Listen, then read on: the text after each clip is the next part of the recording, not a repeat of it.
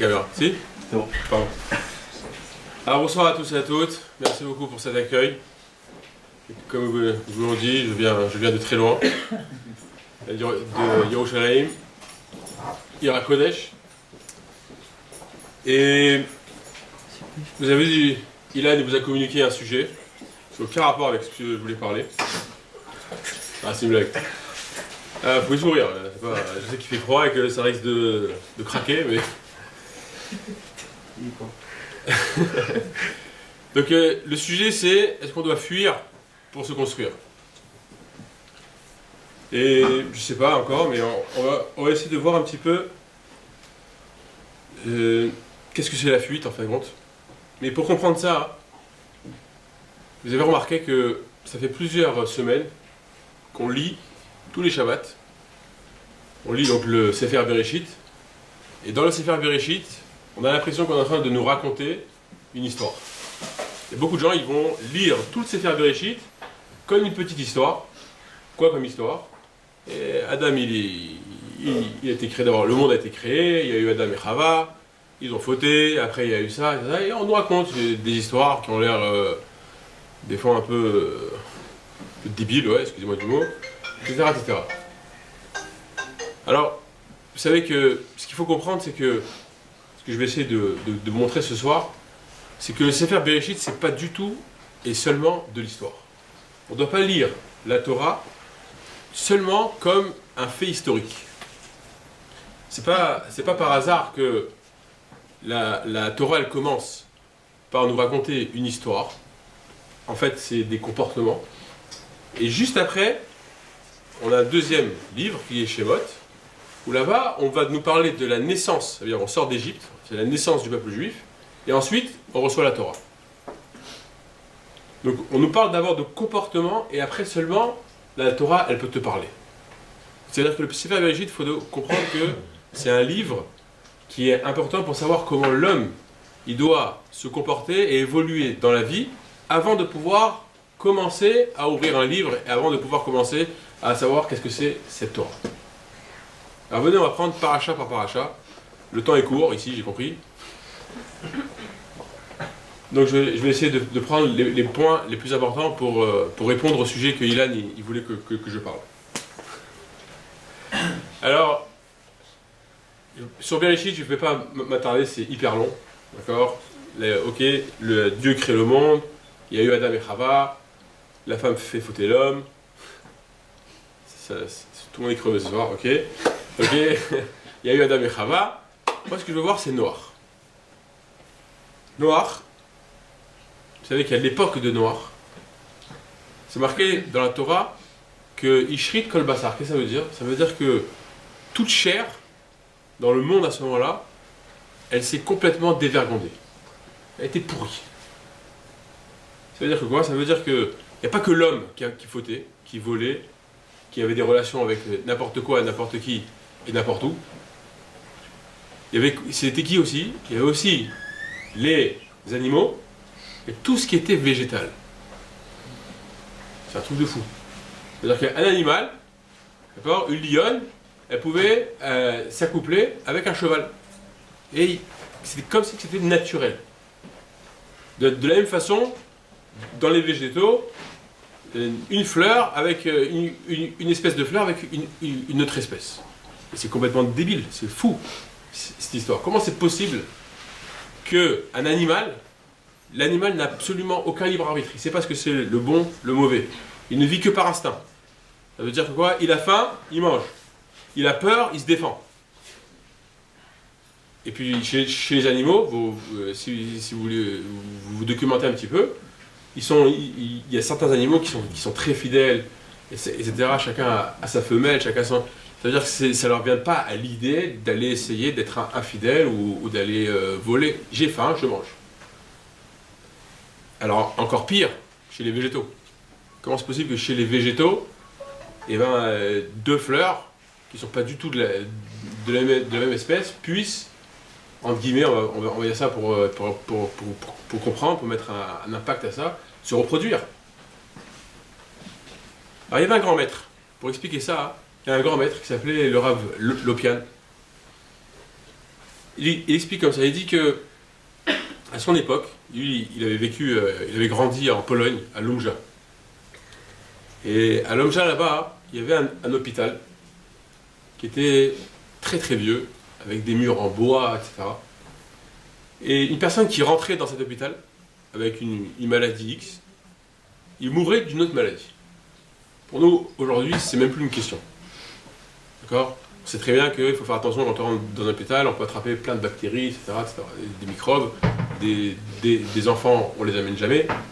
Mais à cette époque-là, ils sont partis où? Ils sont partis à Varsovie, prendre des grands chercheurs, et ils leur ont demandé, essayer de voir qu'est-ce qui se passe. Ils ont fait des recherches et ils ont remarqué qu'en fin de compte, quelqu'un qui a un microbe ou une bactérie, cette bactérie ou ce microbe va se déposer dans les murs de l'endroit où tu te trouves.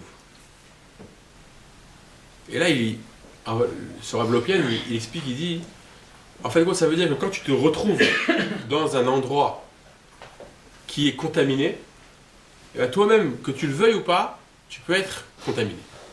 Ça veut dire qu'à l'époque de Noach, le monde était tellement pourri, on va dire, il était tellement dévergondé, qu'il y avait une ambiance je sais pas comment on dit ça en français, de dévergondage. Ouais, d'accord? Ouais, c'est bon? Tu valides? Ouais. Et bien, qu'est-ce qui se passait autour d'eux?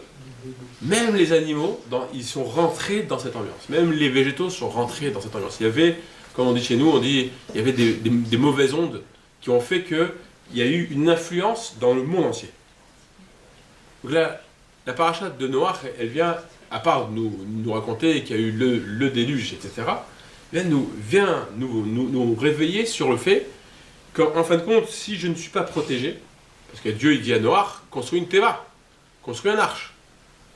Est-ce qu'il aurait manqué quelque chose à Dieu de pouvoir sauver Noach et sa famille et tous les animaux? Rien du tout.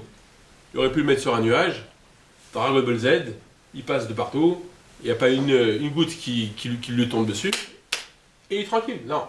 La Torah, elle vient nous préciser que Dieu lui a dit, tu prends une arche, tu fermes bien comme il faut, tout est hermétique, tu prends tout ce qui est bon, et les jours vont passer, et bien, ce qui va être mauvais va être détruit. Ça veut dire que quoi? La Torah, elle vient me donner un message. C'est quoi le message?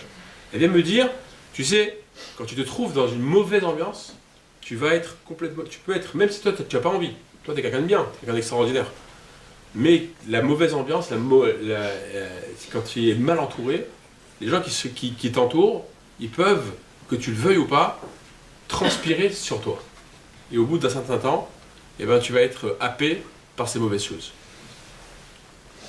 Vous savez, la Mishnah dans Pirkei Avot, elle dit malheur au mécréant, oï la racha, oï l'échréant. Malheur au mécréant et malheur à son voisin. Le mécréant, le rachat, je comprends. S'il fait pas ce qu'il faut, c'est un homme méchant, c'est un homme mauvais, il sera puni. Mais le voisin de cet homme-là, c'est un homme parfait. Qu'est-ce qu'il a fait? Parce que je suis son voisin, alors je risque d'avoir un problème. Et là, il comprend. Là, maintenant, c'est déjà plus compréhensible. C'est quoi? C'est que lorsqu'il y a quelque chose de mauvais autour de moi, ça veut dire que même si je suis le voisin de quelqu'un de mauvais, un jour, ça va déteindre sur moi. La Torah, elle me dit, protège-toi. Et comme par hasard, la paracha d'après, c'est quoi? C'est l'Ech Lecha. Hachem, il dit à Abraham Avinu, il faut que tu quittes tout. Je ne sais pas si vous imaginez, un homme de 75 ans qui a vécu dans un endroit, et Dieu il lui dit, il faut que tu sortes donc, de ton pays, de ta ville, et de ta famille. Donc il faut complètement quitter. Il faut tout quitter, il ne reste plus rien. Et d'ailleurs, c'est compté comme une des plus grandes épreuves que Abraham Avinu a reçues. Alors qu'est-ce que ça veut dire que Dieu il est venu dire à Abraham, fuis? En fin de compte, il est en train de lui dire, il faut que tu fuis pour que tu puisses avancer. D'accord? Alors moi, ce que je me suis demandé, je me suis dit, mais attends, alors, est-ce que, justement, d'où le sujet de Ilan, ouais, je suis obligé, donc, de fuir pour me construire. Hachem, il prend Abraham lui dit, pars de là où tu es pour que tu puisses arriver à quelque chose. Alors la question qu'il faut se poser, c'est quoi la fuite?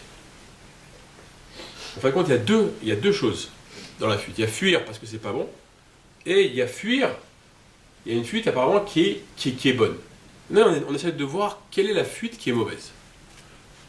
Si je vous pose la question, quel est l'inverse d'avoir mal?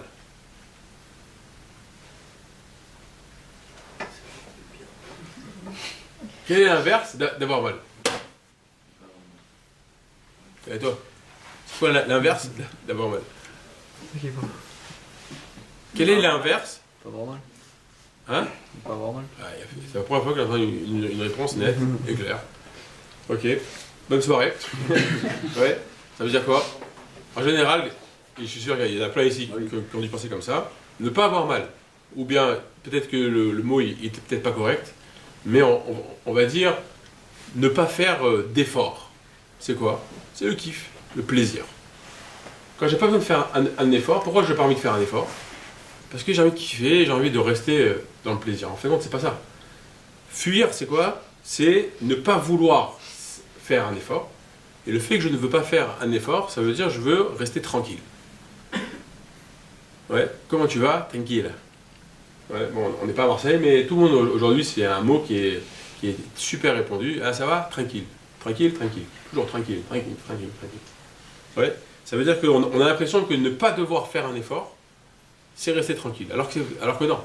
Comme il dit notre cher ami Rabbi Chaim Pinto, je sais pas, ouais. il dit en fin de compte, ne pas faire un effort, ne pas avoir mal, le contraire d'avoir mal, pardon, c'est ne pas avoir mal. Alors qu'est-ce qui se passe? Quand j'ai des responsabilités et que j'ai pas envie de faire quelque chose, qu'est-ce que je fais en fin de compte? Je ne fais que repousser un effort. C'est une chose. Quand on fuit quelque chose, il m'est arrivé un pépin. Il m'est arrivé quelque chose, il m'est arrivé une belle épreuve. Ok? Cette chose-là, elle m'est venue en pleine figure. Bam! Maintenant, j'ai deux possibilités. Ou bien je devais fournir un effort pour pouvoir surmonter ça, ou bien je me dis, attends, je vais passer à côté. Le problème, c'est que quand tu passes à côté, ça te rattrape. Un jour, ça te rattrapera toujours. Donc ça veut dire que, en fin de compte, penser qu'en fin de compte, kiffer et avoir toujours du plaisir sans passer par un effort, ouais, c'est du mensonge. Vous savez que la plus grande désatisfaction de vos parents, c'est vous. Même ceux qui ont des problèmes avec leurs parents, je vois déjà, ouais, non, mais moi, je me suis engueulé, machin, ouais, d'accord, mais sache qu'une chose, s'ils t'engueulent, c'est parce qu'ils veulent t'éduquer, d'accord, ou ils auront voulu t'éduquer, alors on est un public un peu plus âgé, d'accord, et ben, eux, qu'est-ce qu'ils...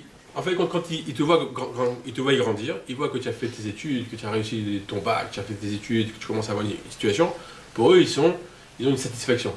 Il ne faut pas oublier une chose, c'est qu'eux, ils ont trimé derrière. D'accord? Le jour où vous êtes né, pendant les premières années, ils n'ont pas dormi la nuit. Il fallait amener chez les médecins, il fallait réviser avec vous. On a tous triché à l'école et les parents ils étaient obligés de revenir derrière nous.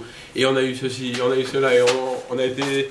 Les parents, ils sont... Il y a, vous savez que dans les Chachamim, ils disent, il y a un tsahar gidul banim, il y a une souffrance quand on fait grandir ses enfants. Il y a une vraie souffrance. Je peux vous le dire, il y a une souffrance. Non, il y a une grosse souffrance quand on fait grandir ses enfants.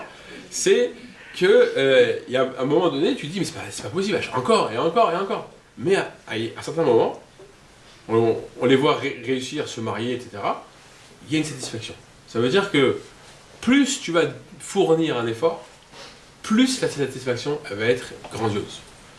Et ne jamais croire que parce que je ne vais pas avoir quelque chose de facile et que l'effort n'a pas été fourni, et ben, sache que le plaisir il sera jamais aussi grand que lorsque l'effort aura été fourni.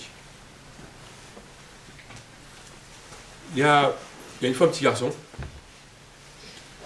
il n'en pouvait plus de l'école. Une petite fille. Mais imaginez-vous que c'est vous. Ouais. Mettez-vous quelques années en arrière, t'es en 6e, 5e.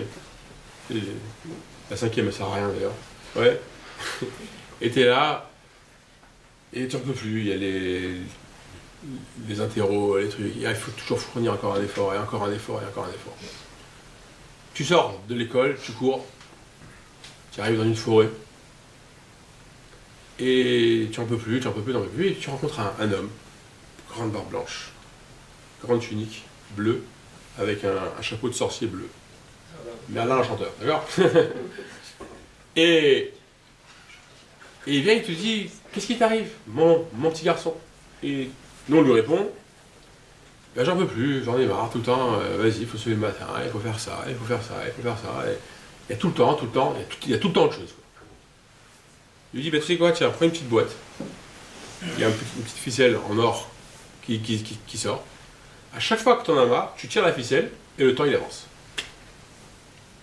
Alors ce petit garçon, évidemment, il est tout content, il a une dizaine d'années, il tire, il arrive le jour de sa bar mitzvah. Ah, tout le monde qui le met sur la chaise, etc. Il est content, les cadeaux, la folie. Le lendemain de la bar mitzvah, son père il lui toque à la porte. Faut te lever, mon garçon, faut aller à la sina, faut mettre les tefilines. Ah non, c'est saoulant. Alors une fois, deux fois, trois fois, à la fin, ouais, ça casse la tête. Il en a marre, il tire. Il arrive quoi? Le jour de la réussite de son bac. Ouais, génial, machin, on a tous fait le resto d'après le bac. Moi je me rappelle personnellement, ouais, d'ailleurs j'ai passé le bac avec Nathaniel, c'était les plus belles vacances. Alors les plus belles vacances de ma vie, ça a été après le bac. Pas pour toi. Ouais. On sentait qu'on a. Il n'y avait plus rien, on est content, on est content. Maintenant on lui dit, écoute mon ami, t'as 18 ans, le bac, faut aller faire tes études, faut aller à la fac, ou bien faut aller à Yeshiva, ça dépend qui. Quoi? Encore un effort à fournir? Voilà, talach, il tire. Il arrive le jour du diplôme. Ouais, génial, machin, etc. Eh maintenant, faut que tu es dentiste, je sais pas quoi. Faut que tu ailles bosser. Ouais, au début, tu vas gagner que dalle, après, il faut que tu fasses un cabinet, il faut que tu fasses ça, et tu vas trimer, etc. Ouais, il tire, et hop, il se retrouve quoi, le jour de son mariage. Ouais, il rigole, il est tout content, il voit sa femme, bon, il est tout content, tout ça. Ouais. Et il arrive le lendemain du mariage, ouais, hop, ouais, il revoit sa femme, sans le maquillage, sans rien du tout, et il dit, oula, et il se met à tirer, ouais, et il tire, encore un effort, et il arrive, c'est le jour de la bret pinate de son fils, machin, le lendemain, le bébé il pleure, tac, il tire, et vous imaginez bien, il tire, un jour, qu'est-ce qui se passe? Et ben il se retrouve, il est vieux, il regarde à côté de lui, il voit la tombe de sa femme, ses parents ils sont plus là depuis longtemps, il cherche ses enfants, ils sont mariés, ils habitent en Australie, en Angleterre, etc. Il se met à pleurer, mais évidemment, l'enchanteur il est toujours là. Il dit alors, c'est vrai, j'ai passé les meilleures périodes de ma vie, je les ai vécues, en fin de compte je me rends compte que je n'ai rien vécu. C'est-à-dire que là maintenant, on s'est tous imaginé à la place de ces enfants, qu'en fin de compte, chaque période magnifique qu'on attend à chaque fois, et ben, s'il n'y a pas eu de l'effort avant, et ben, c'est comme si il ne sert à rien. Cette période-là qui est belle, ouais, la musique qui est autour, et toutes ces choses-là, elles ne servent à rien. Ça veut dire que tant que l'effort il n'est pas là, d'accord, si je veux fuir cet effort-là, et ben, je suis un homme mort. Pourquoi? Parce qu'en fin de compte, j'ai pas vécu. Je suis resté mort. Parce que j'ai pas senti l'effort qu'il a fallu fournir pour devenir. Donc vous voyez, déjà, la Torah elle commence. Noir, protège-toi. Fais attention de l'entourage qui est autour de toi. Après, il te dit, une fois que tu as fait attention à ça, pour te construire, il y a une suite qui est bonne, qui est justement de fuir de l'entourage qui est autour de toi. Qui essaie de te tirer vers le bas. Mais maintenant, la fuite qui est négative, c'est justement devoir fuir l'effort pour fuir un effort pour ne pas... ça veut rien dire. Pour ne pas... J'en prends après. Je ne veux pas fuir. Ouais, je ne veux pas fuir. Parce qu'il ne faut pas fuir. Alors ensuite, il y a ensuite... Hein, non, vas-y, il faut pas fuir quoi? Excuse-moi, Raph, bonjour. J'ai pas compris. Attends, je reprends un petit peu de bourrage. J'ai pas compris qu'il fallait pas fuir, excusez-moi, bonsoir. Je sais pas, c'est toi qui as mis sur le truc fuir. Non, il ne faut pas fuir, d'accord, l'effort. D'accord. L'effort, il ne faut pas croire que parce qu'il n'y a pas d'effort, il y a un plaisir. Le plaisir, il sera beaucoup plus fort quand il y a un effort. Après l'effort, c'est faux d'ailleurs. Ouais, avec ce qu'on vient de dire, c'est faux. Qu'est-ce qui se passe ensuite? La Torah, elle vient et elle nous parle de Vaïra. Elle nous parle de la naissance de Yitzhak. Alors évidemment, il y a énormément à parler sur Yitzhak. Vous avez sûrement peut-être dû comprendre si vous connaissez un petit peu l'ambiance ici. À Kulanu, on va plutôt parler du rire. Okay. Yitzhak, son nom, il veut dire « il rira ». Donc ça veut dire qu'il y a dans... Et Yitzhak, c'est qui? C'est la descendance de Abraham Avinu. Abraham, il a eu deux fils, Ishmaël et Yitzhak. D'accord? Vous avez vu la différence? Ouais, Ishmaël et Yitzhak. Donc maintenant, il faut qu'Yitzhak fasse la différence avec Ishmaël. Parce qu'Yitzhak va devenir le père du peuple juif. C'est notre père. Alors pourquoi Dieu a décidé qu'on l'appelle sous le nom du rire, de l'humour? Même si c'est vrai que nous les juifs, on est très forts en humour. Dans n'importe quelle bibliothèque que tu vas, okay, dès qu'on peut parler sur les juifs, ou bien c'est la Shoah, ou bien c'est l'humour. L'humour juif, vous avez vu ça, regardez, il y a l'humour juif. Les plus grands comiques aujourd'hui, jusqu'en France, ouais, un juif, il aime rire. Ça veut dire quoi? Même dans n'importe quelle situation, il va trouver à se marrer. D'accord? Ouais, on trouve toujours le besoin de se marrer. Et je me suis dit, ça veut dire que si notre père, la racine de notre existence, elle vient du rire, pourquoi on est tout le temps obligé de rire? Et en faisant des petites recherches, j'ai compris que... Pourquoi on rit en fait? Pourquoi on rit? Si maintenant je continue à parler, je marche, ouais, et je me la ramasse par terre, d'un coup là, tac, ouais. Il est mort de rire. Ben, parce que je te vois bien par terre. Ouais, tac, tu vois, tac, il y a des trucs qui tombent là, tac, tac, ok. La première chose qui va vous venir à l'idée, c'est pas est-ce qu'il s'est fait mal ou s'il n'a pas fait mal. Ouais, on enfoiré. Ouais, et ben, qu'est-ce qui se passe? Qu'est-ce qui se passe? On rit parce qu'il y a quelque chose de pas normal qui s'est passé.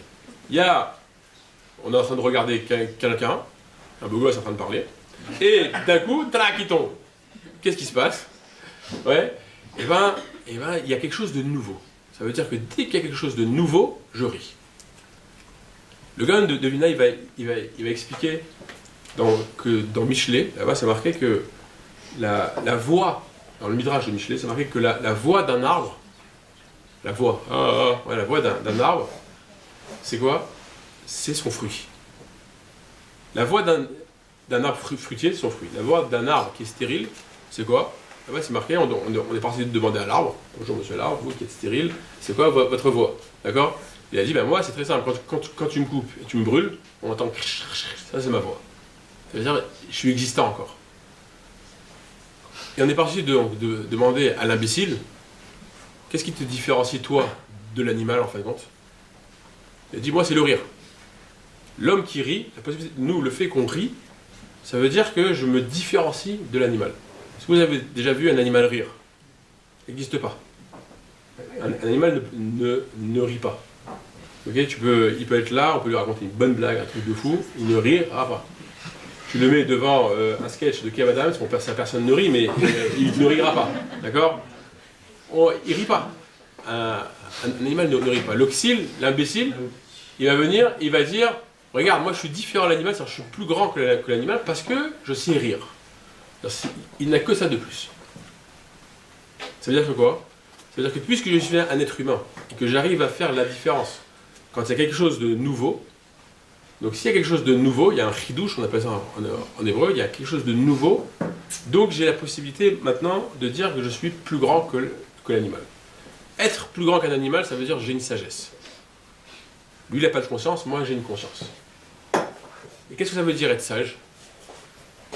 C'est quoi quelqu'un de de sage. Pas seulement intelligent, c'est pas quelqu'un de sage. Alors moi j'ai regardé dans les écrits du Rambam. Le Rambam il dit c'est quoi la chorma, c'est quoi la sagesse? C'est quand on a la possibilité de prendre conscience de la réalité de Dieu et qu'il n'y a que Dieu qui peut faire des choses extraordinaires. C'est comme ça il dit le Rambam. Alors ça vous le prenez comme vous voulez. En tout cas lui il dit comme ça. La sagesse c'est quand on a la possibilité, quand l'homme il a compris qu'il n'y a qu'une seule réalité, c'est que Dieu existe et que lui peut faire des choses nouvelles. Encore une fois on voit le mot nouveauté. Ça veut dire qu'il faudrait s'imaginer que Dieu il pourrait mettre ici, à l'intérieur, Ilan. Tu dis quoi? Tu vois, je voulais voir ce que tu sais qui est. Là, je check le truc. Regarde, tu imagines? Est-ce que Dieu il pourrait mettre Ilan à l'intérieur? Ça va être compliqué, frère. Pour vous dire comme il est extraordinaire, Dieu. Ouais, c'est qu'il pourrait. C'est qu'il pourrait le faire. C'est-à-dire que nous, on n'arrive pas à s'imaginer parce qu'on vit dans le temps, dans l'espace, on ne pourrait même pas imaginer une chose pareille. Ça veut dire que comprendre que Dieu il pourrait tout faire, ça veut dire qu'il pourrait même mettre Ilan dans ce verre. Nous, on peut, mais Ilan, il pourrait le mettre dans ce verre, sans problème. Ça veut dire que quoi? Ça veut dire qu'en fin de compte, le chidouche, quelque chose qui est nouveau, quelque chose qu'on n'aurait jamais pu penser, c'est quelque chose qui est propre au peuple juif.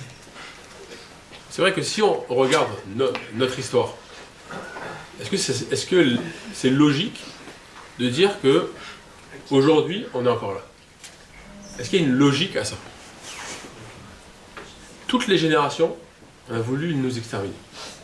Il n'y a pas une génération où on n'a pas voulu nous exterminer. Il n'y a pas plus de 70 ans, on nous a mis dans des camps. Avant, il y a eu des pogroms, il y a eu l'Inquisition, il y a eu tout ça, etc., etc. Logiquement, le peuple juif ne devrait pas exister aujourd'hui. Aujourd'hui, j'étais dans le train, j'ai trouvé un truc dans qu'on appelle ça, un magazine. Oui, c'était marrant que c'était. En plus, je voulais parler de ça. C'est que c'est marqué où sont passées toutes les civilisations. L'Égypte, les Mayas, il y a des tribus, des trucs. Ils ont retrouvé des choses extraordinaires, des temples. Il y a eu des vies extraordinaires. Les Romains, les Grecs. Aujourd'hui, il n'y a plus rien. Et nous, depuis qu'on existe, on veut nous exterminer, on veut nous détruire. Et aujourd'hui, on est toujours là. Et il n'y a rien. Ça veut dire que quoi? Ça veut dire qu'en fin de compte, le peuple juif, ouais, c'est la plus grande blague de l'humanité. On est une blague. Parce qu'aujourd'hui, c'est pas logique qu'on soit encore là. D'ailleurs, c'est ce qui énerve aussi les non-juifs.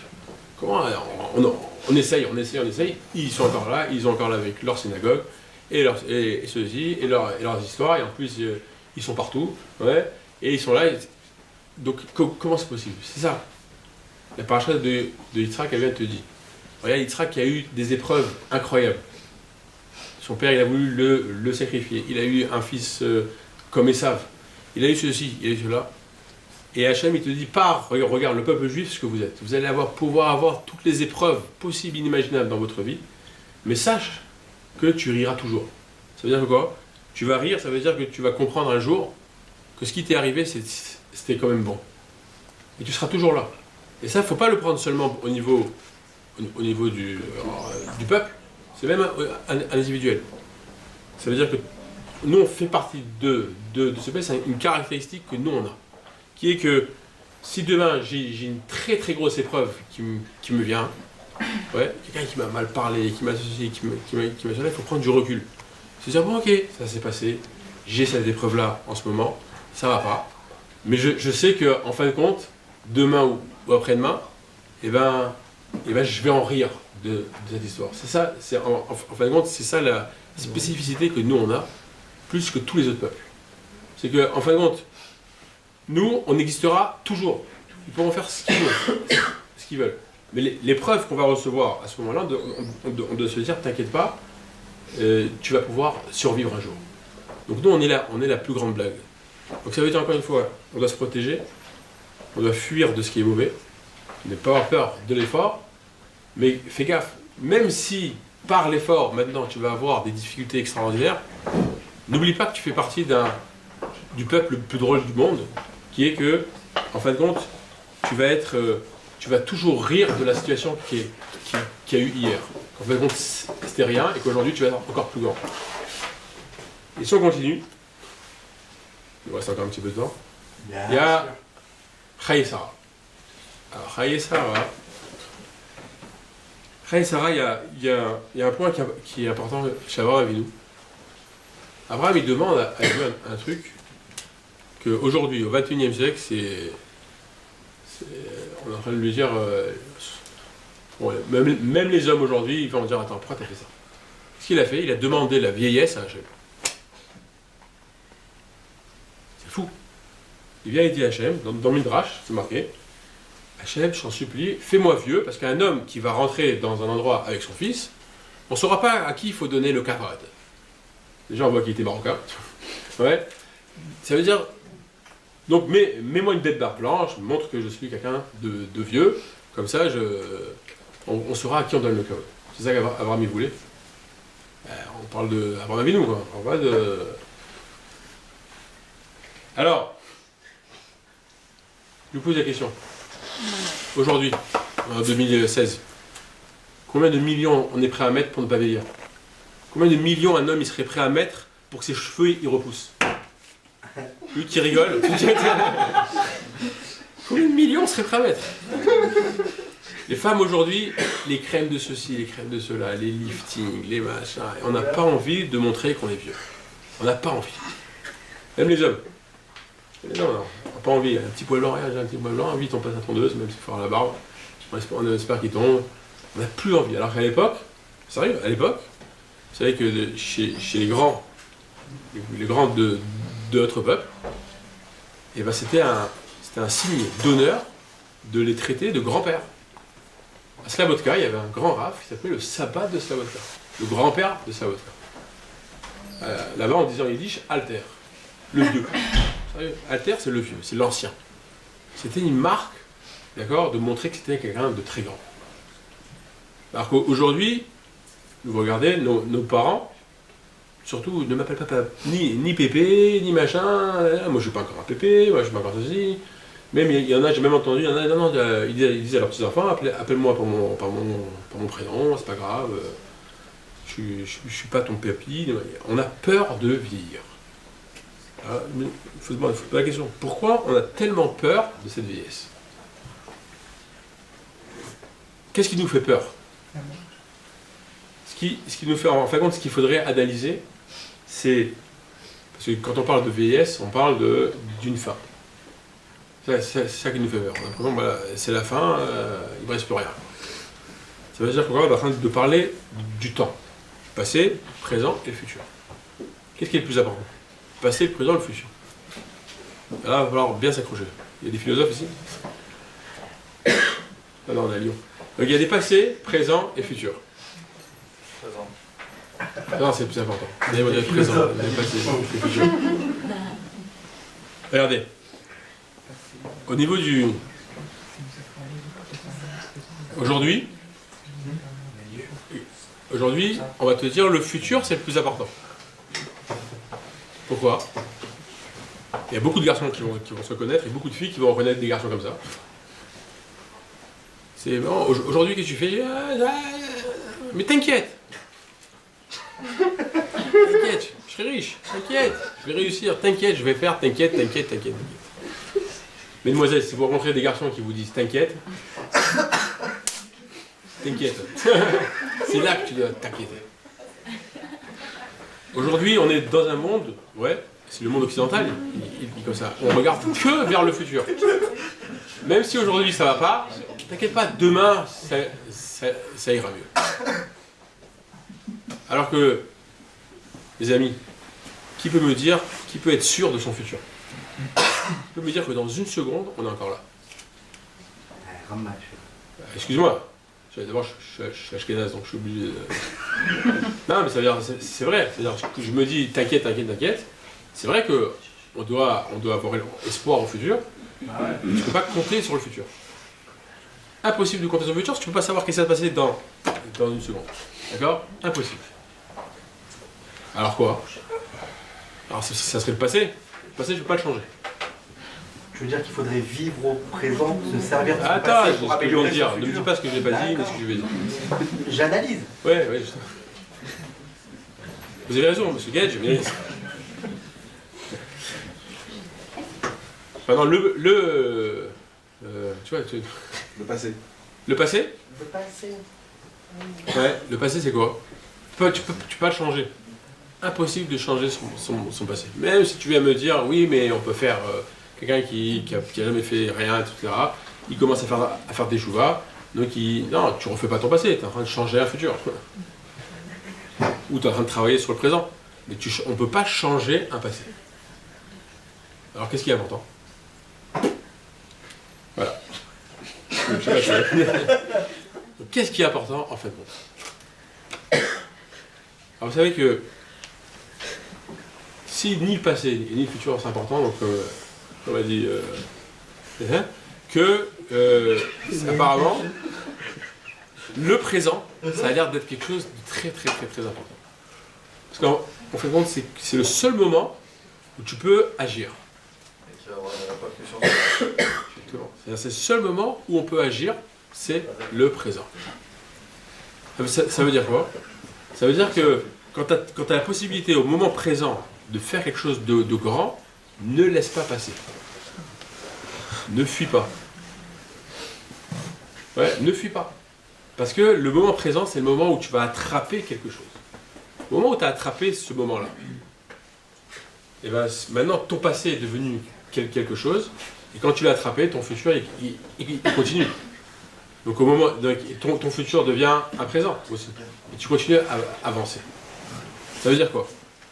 Imaginez-vous Abraham Avinu. Le jour de sa mort, 175 ans. Le jour où il est en train de faire une mitzvah à ce moment-là. Il fait une mitzvah, il est en train de faire sa prière. Est-ce que sa prière, à l'âge de 175 ans d'Abraham Avinu, c'est la même qu'un jeune de 20 ans? Sur les papiers, ils disent la même chose. Quand il a fait sa prière, le matin par exemple, il a un bagage de 175 ans sur la mitzvah qu'il est en train de faire.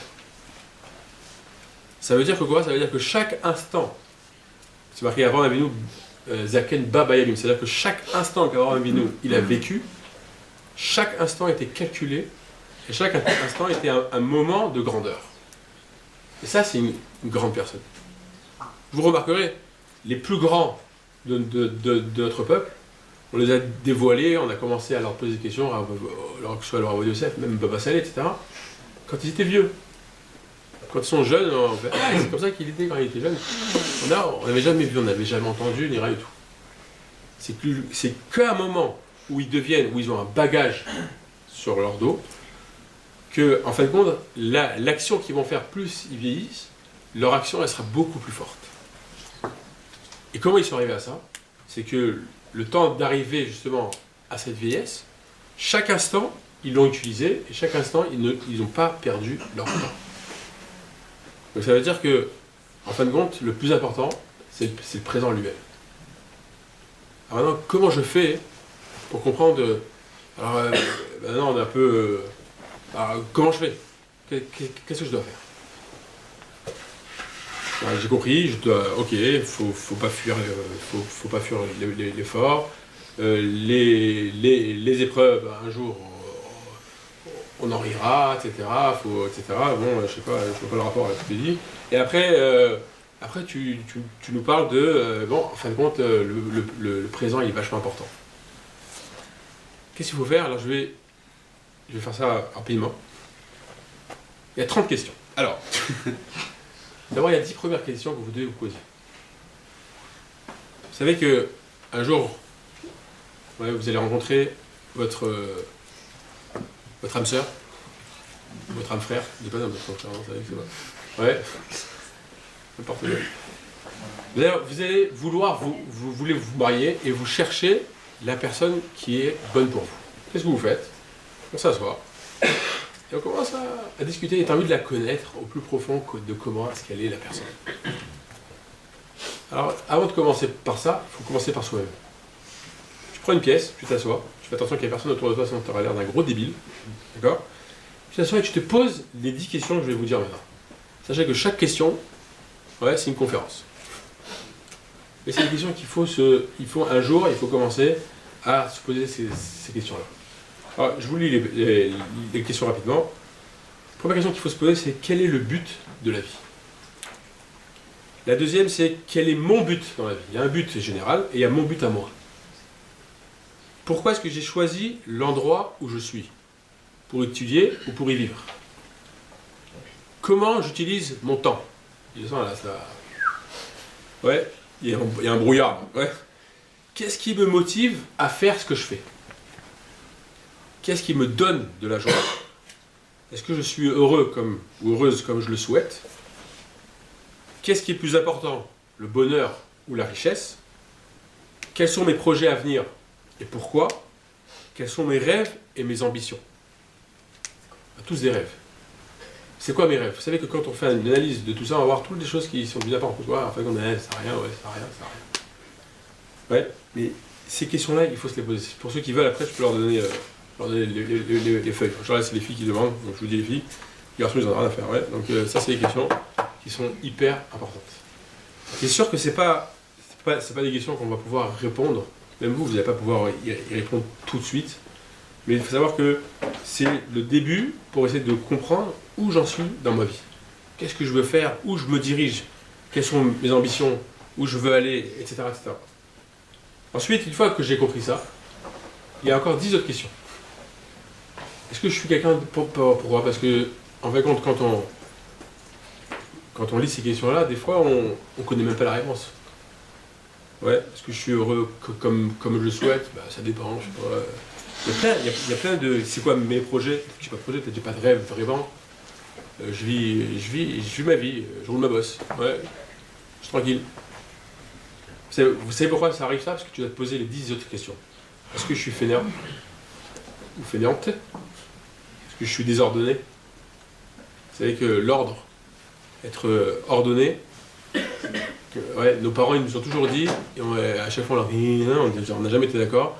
Si tu es ordonné dans tes affaires, tu es ordonné dans ta tête. Ouais, tout, on a tous la même mère, ouais. Et sachez que c'est vrai. Apparemment. Est-ce que je suis coléreux? Et pourquoi je suis coléreux? Pourquoi je me colère tout le temps en moi? Quelque chose qui me travaille, quelque chose qui n'est pas bon. À quel moment je me sens paisible? C'est pas de la fuite, c'est paisible, je me sens bien. Est-ce que je suis une personne qui est jalouse? Est-ce que je suis une personne orgueilleuse? M'est-il difficile de prendre une décision? Pourquoi? Pourquoi je suis tout le temps en train d'hésiter et de rester toujours au même endroit alors que j'ai envie de faire plein de choses et je ne sais pas quoi faire? Me manque-t-il de la confiance en moi? Évidemment, si tu ne sais pas prendre une décision, c'est que tu n'as pas confiance en toi. Est-ce que je sais prendre des initiatives? Ouais, et la dernière question qui est importante, c'est est-ce que je sais m'écouter? Ouais, écouter les autres, c'est hyper facile. On est là, on écoute les malheurs de l'un, les malheurs de l'autre, etc., etc. Mais est-ce qu'un jour je me suis écouté moi-même, savoir où ça va pas? D'accord? Donc ça, moi je pense que ces questions-là, c'est le B à bas. Pour essayer de se comprendre. C'est marqué Verta et Acha Kamocha, tu dois aimer ton prochain comme toi-même. On oublie toujours le comme toi-même. De s'aimer soi-même. Si tu ne sais pas t'aimer, tu peux pas impossible d'aimer l'autre. C'est un grand problème. Donc, le grand problème, c'est qu'on ne sait pas s'aimer. On ne sait pas voir où je suis bon, où je suis bien. Tout le temps en train de se dire je suis un nul. Parce qu'on est une génération où on cherche le mauvais tout le temps chez l'autre. Même dans l'éducation, on cherche toujours cet enfant-là, il a un problème comme ci, il a un problème comme ça, il a un problème comme ça. Alors hop, mets-le là, mets-le chez les petits, chez les machins, chez les trucs. Je sais pas comment c'est en France, en Israël, c'est comme ça à fond. Ouais, on leur donne des cachets, on leur donne des machins. Au lieu de prendre ce qui est bon chez lui, hop, et on l'élève. Donc il faut d'abord s'écouter, s'aimer. Alors, évidemment, il y a une dernière chose qui est importante, je terminerai avec ça, c'est notre... Maintenant, on vient de parler des problèmes, on va dire, psychologiques, c'est un problème entre nous et nous-mêmes, avec les autres, etc. Comment se construire soi-même.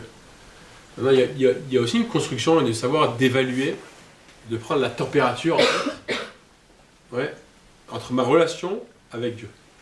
Au niveau du spirituel, comment prendre la température?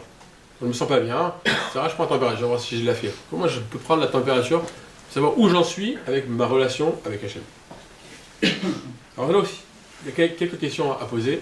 Il y a certaines questions, j'ai vu un livre qui est sorti, voilà, un livre qui est sorti qui s'appelle Notentam, je ne sais pas si vous connaissez, qui traite de ces questions-là. Hein? Ah voilà, oui. D'accord, qui traite de ces questions-là. Et pourquoi la création du monde? Est-ce que vous vous êtes déjà posé la question, pourquoi Dieu a créé un monde? Il y a 2 ans, quand j'étais là, un an et demi, 2 ans, tout ça pour m'inviter. Et il y a un an et demi, ouais, tout ça pour venir sur le dos, ouais. Et on avait parlé de ça. Pourquoi la création du monde? Qu'est-ce qui est réellement bon? C'est quoi le bon? Quels sont mes sentiments face au peuple juif? Y a-t-il une vie après la mort? Ils vont dire, ouais, il n'y a pas de preuve, il n'y a pas de ceci, il n'y a pas de cela, personne n'est revenu de là-bas. Vous savez, le Rav Chaim Kadosh, il a dit ça à une personne, il lui a dit, tu sais quoi, tu as raison, il n'y a pas de vie après la mort. Il dit, tiens, d'ailleurs, il y a un homme de la communauté qui est décédé, on cherche quelqu'un pour le garder, on va t'enfermer avec lui dans la pièce. Il dit, ah, je ne veux pas, ça va pas, j'ai peur et tout, j'ai très très peur. Il dit, pourquoi t'as peur? Si pour toi il n'y a pas de vie après la mort, un corps qui meurt, et ben, c'est un morceau de bois. Pourquoi t'as peur? Comme ça, il a répondu. Vous remarquerez que même dans tout ce qu'on regarde aujourd'hui, les films d'horreur, machin, tous les zombies, les machins, c'est la mort. L'homme, il a peur de la mort. Il a peur de quoi? De quelque chose qu'il ne sait pas. Si tu ne sais pas ce qui se passe derrière, c'est qu'il doit se passer quelque chose. Donc on ne se pose pas des questions sur quelque chose qu'on sait qu'il n'y aura pas, qu'il n'y aura jamais. C'est-à-dire que même le monde aujourd'hui, il se pose la question sur, et peut-être ça va être comme ça, et peut-être je vais être un zombie, et peut-être je vais être ceci, cela, etc. Je sais pas. En tout cas, il faut se poser ces questions. Est-ce qu'il y a une vie après la mort? Et essayer de chercher derrière ça. Parce que c'est sûr que quand on parle de ça, eh ben, on arrive à une proximité peut-être avec Hachem. Ensuite, comment je dois comprendre l'existence du bien et du mal? C'est le libre arbitre. D'accord? Quelle est ma relation avec Hachem? Quelle relation j'ai avec Dieu? Les gens, ils vont voir les rabbins, s'il vous plaît, faites ceci, priez pour moi. Il n'y a pas à prier, on ne prie pas pour les autres. D'abord, ma relation avec lui, c'est de comprendre qu'il est là et que moi aussi, je dois prier. L'avant-dernière question, c'est est-ce que je suis fier d'être un juif? Et la dernière question, je m'arrêterai avec ça, c'est comment je comprends la Shoah. Ça aussi, ça fait partie d'essayer de comprendre ma relation avec Dieu. Donc on a vu ce soir, donc, selon le sujet de Ilan, c'est qu'au niveau, c'est que toute la paracha de Bereshit, tout le Sefer de Bereshit, c'est pas seulement une histoire. La Torah, elle me raconte comment nos pères, ils ont vécu, pour m'apprendre à moi, comment je dois, dans ma vie, pouvoir me construire. Je dois me protéger, je ne dois pas fuir un effort, savoir que même dans les dangers de la vie, puisque je fais partie du peuple juif, et bien un jour, je rirai de tout ça, et comprendre que chaque moment présent, c'est un moment que je dois attraper, et que je ne dois pas laisser fuir. D'accord.